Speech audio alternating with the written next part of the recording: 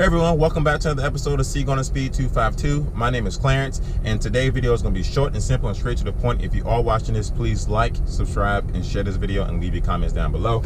If you also do that, you will enter your name in this drawing for this Corvette hat that I am giving out as a drawing to my followers. All you have to do is like, subscribe, comment, and leave your comments down below.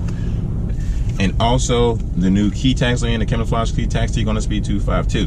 One of my followers reached out to me and asked me, what do I think about the paddle shifter in the Corvette Grandsport? And I personally don't like them at all. I hate them. I never use them. They suck.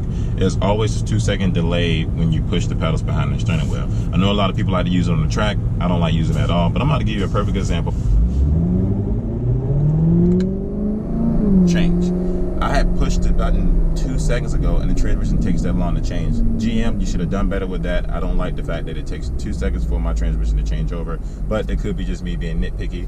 If any of you all have that same issue with your car, or you actually like using the pedals, leave your comment down below and let me know what your thoughts are. Remember to please like and subscribe to the channel. I look forward to seeing you in the next video.